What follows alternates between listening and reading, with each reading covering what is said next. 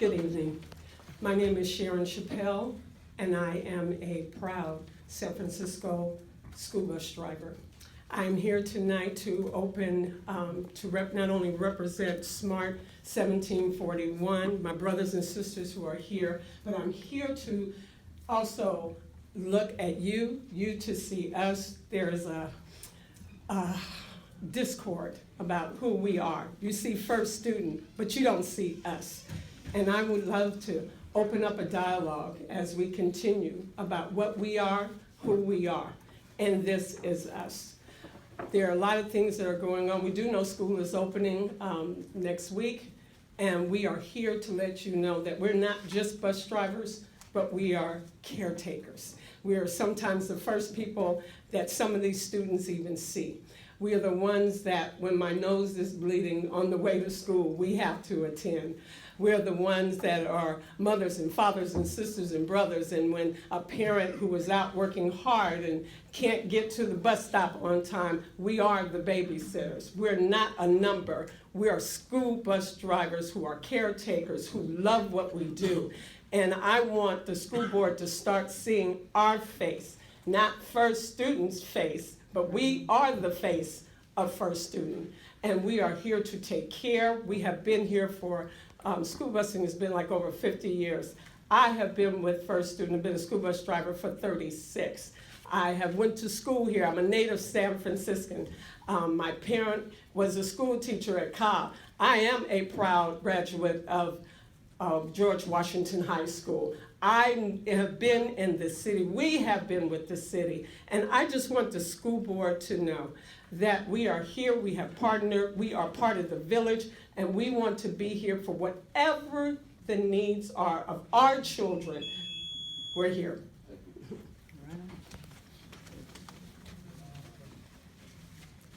Thank you, board. Good evening. My name is Jader Castaño. I'm the chairman of Local 1741. And we are here to voice some concern. It could be, it may be false, but we're concerned that the board may have an intention to subcontract out. Teacher, you do not want an unqualified professional school bus driver. The yellow bus is important. There is no stigma associated with it when you think about safety. If you decided to put your child on a Lyft or an Uber, how do you know that that driver is not a felon if he is not federally fingerprinted? You know, if he's lived outside of the state for at any moment. So it's really important that we understand that the yellow school bus is very, very safe. Shane Hoff is going to talk a lot about its design, its construction. So do not undermine all these state agencies that endeavor to keep children safe in California. The Department of Motor Vehicles, the Highway Patrol, and the California Department of Education, which certifies state certified instructors who teach curriculum that is mandated under the Ed Code.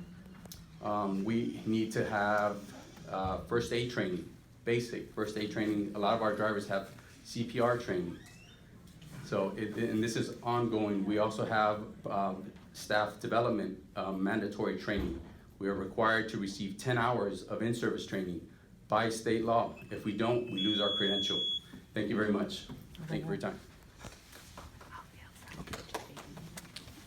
Yeah, I mean, there is a move to replace some school buses at this time, and maybe all of them at some point, with white vans that are non-conforming. What that means is they don't meet the federal standards of safety.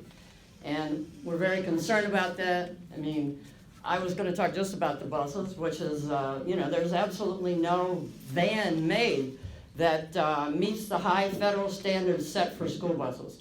There's 36 federally mandated vehicle safety standards that trucks, buses, and PVs have to meet. But school buses alone have to meet 4 additional requirements, not required of any of the others. And the first is rollover protection. None of the others have this kind of rollover protection. It dictates the kind of structural strength a school bus must have to sustain integrity in a rollover so they don't crush in. Vans don't have to meet this standard. The second is that school bus body joint strength. That's the second standard, and that's the standard, the strength standards between the panels that comprise the bus body and the bus structure. And our Type 2 buses have welded steel cage structure with all steel interior and exterior body panels, which provide a tough, impact-resistant body, steel, not sheet metal like vans. The third mandated standard is that vans don't have to meet is the school bus passenger seating and crash protection requirements. In school buses, the steel passenger seat frames are well anchored to the floor. There's a continuous wall seat rail that runs the entire length of the wall, and it's much less likely than a van to rip free in an accident. School buses are designed with very high seat backs that have high energy impact absorbing padding. Is that my time? Our school bus seats are rated for 5,000 pounds of force. And so am I done, you guys? I just want to say, I'll say some. well, let me finish. I just want to say one thing. Compromising safety to save money is never a good idea. Amen. Do I have to turn on the mic? Okay, good evening. My name is Sherry Klein. I'm also a school bus driver. I've been driving for 15 years. I'm also a native, San Francisco, second generation, born and raised. I graduated from McAteer High School. I love my job. I have a lot of pride in what I do. I know, hi.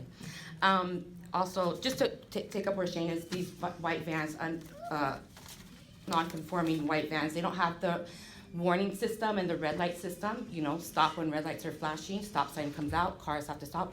In the 50 years that we have been here, not one fatality. Right. Not one fatality. And I thought we were gonna speak first, so I didn't write a speech.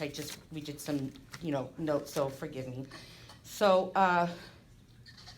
we have over 260 drivers, and on an average, the drivers stay with the district for roughly 10 years, and many have been working with SFUSD for more than 25 years. I also want to elaborate how we build relationships with our children. I've been driving special needs children for 15 years. I've been driving for Spectrum. I don't know if you guys heard of Spectrum School. They're autistic children, nonverbal. I couldn't imagine if a vehicle like Uber or ZUM were to pick up one of my students. They would have a meltdown. They would not want to get on the bus. Anyways, continuing on. Just to go a little bit more into the safeties, how our license and certificates are constantly and carefully being monitored for anything relating to safety. This includes ongoing background checks, pull notices. We get pull notices every 3 to 4 months on driving records, as well as any minor related offenses and such things that regulatory agencies may consider issues of moral turpitude. Anything we do on or off duty affects our certificate. Even when, I need to go fast, 13 seconds. Yeah, okay. We also, if there's medical issues, if we have high blood pressure, diabetes, any conditions, our doctors contact DMV. We get our certificates are pulled, we cannot drive. Thank you. We'll be seeing you again with more of us and more prepared. This was last minute. Forgive us.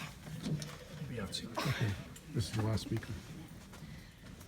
Good evening, board. I was really excited up until about 10 minutes ago. I thought, I would get away without commenting at a board meeting for the first time in like a year, but here I am. Alita Fisher, former chair of the Community Advisory Committee for Special Education, here to support our local bus drivers who, I have to say, as a parent of a kid who has ridden the yellow school bus, when you're not a parent who gets to school, oftentimes your school bus driver is your link and your communication and your lifeline, to your school. It takes a huge leap of faith to put your student into any mode of transportation other than your arms or your car, and let them go to school. And we really need to make sure that the people who are taking our babies, our priceless bundles of joy from us, are trained, qualified. There's a system of accountability through the union to make sure that everyone is safe. Having said that, we are hearing from our families that our bus travel times can be very triggering for some of our students with highest needs. It's really hard for a student with sensory needs to sit on a bus for half an hour or longer. But unfortunately, due to commute times, sometimes That's the nature of our city. So we really look forward to working with First Student and with our local partners and making sure that everyone's supporting our kids. And I want to stand up here and say thank you to the drivers who are here today for taking such care of our babies. And so we look forward to working on it.